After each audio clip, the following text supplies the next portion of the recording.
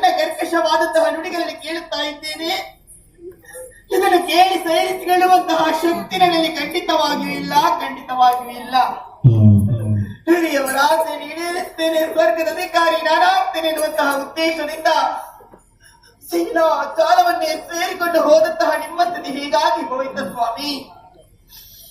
ಭಾರತ ಲೋಕವನ್ನೇ ಸೇರಿಕೊಂಡಿರ ಹೀನಾದವಳು ಯಾವತ್ತು ಮುತ್ತೈದೆಯಾಗಿ ಬದುಕಬೇಕು, ಬಾಳಬೇಕು ಎನ್ನುವಂತ ಆಶೆಯನ್ನು ಕಟ್ಟಿಕೊಂಡಿರ್ತಾಳೆ. ಯೋಗದಿಂದ ಭಾಗ್ಯದಿಂದ ನಾನು ವಂಚಿತಲಾಗಿ ಹೋದೆ. ವಿಧವೆಯಾಗಿದ್ದುಕೊಂಡ ಸೊಟ್ಟ ಮುಖವನ್ನು ಜಗತ್ತಿಗೆ ನಾನೆತ್ತು ತೋರಲಿನಲ್ಲ, ನನ್ನನ್ನು ಬಿಟ್ಟು ಹೋಗಿರಲ್ಲ. ಇಲ್ಲ ಸ್ವಾಮಿ, ಸತಿಯಂತ ಪತಿಯಂತ ಸತಿಯಂತೆ ನೀವಿಲ್ಲದಂತಹ ಈ ಅರಮನೆ ಇದು ನನ್ನ ಪಾಲಿಗೆ ಸೆರೆಮನೆ. ನೀವಿಲ್ಲದಂತಹ ಈ ಬದುಕೆ ಶೂನ್ಯ ಸ್ವಾಮಿ, ಶೂನ್ಯ.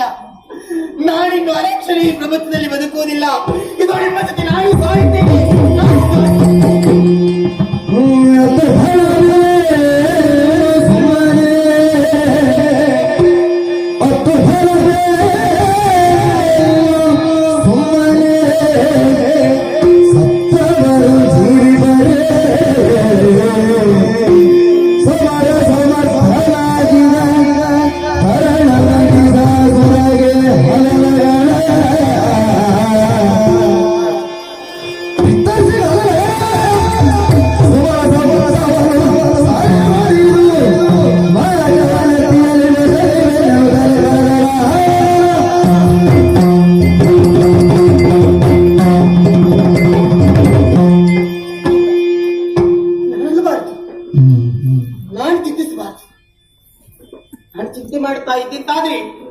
ಮತ್ತೊಂದು ದಿನ ನಾನು ಸಾಯಲೇಬೇಕು.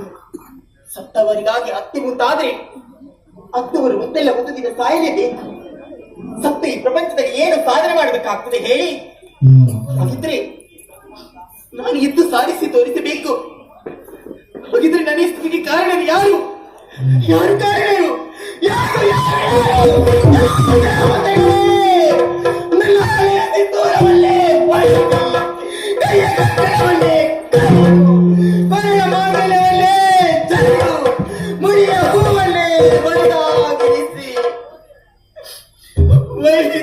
ದೀಕ್ಷೆಯನ್ನು ತಂದೊಡ್ಡಿದ್ದೀರಾ. ನನ್ನ ಹೀನಾಯ ಸ್ಥಿತಿಯನ್ನು ಕಂಡು ಮೇಲೆ ನಿಂತಲಾಗುತ್ತಾ ಇದೆಯ ಸುರಪಾಲ.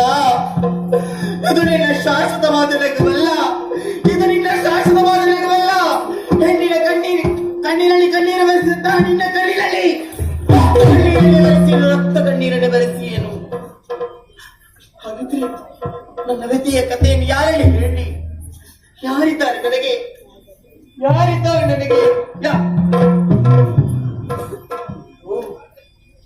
ಯಾರು ಯಾಕಬೇಕು? ನನ್ನ ಕುಮಾರ ಮಹೇಶನಿಲ್ಲವೇ? ಆಡುವುದಕ್ಕೆ ರಾಜಾಂಗಣಕ್ಕೆ ಮಕ್ಕಳ ಜೊತೆ ತೆರಳಿದವಳಿದ್ದಾನೆ. ಆತನನ್ನು ಕರೆದು ಸಮಸ್ತ ವಿಷಯವನ್ನು ಹೇಳಿ ದೇವತೆಗಳಿಗೆ ಸರಿಯಾದಂತಹ ಪಾಠವನ್ನು ಕಲಿಸದೇ ಇದ್ದರೆ ಸ್ಥಿತಿ ಸಂಜಾತಿ ಮಾಲಿನ್ಯ ನನ್ನ ಮಗನಿಗೆ ಕರೆಯುತ್ತೇನೆ. ಮಗನೇ ಕಂದ, ಮಹೇಶ ಎಲ್ಲಿದ್ದೀಯಪ್ಪ?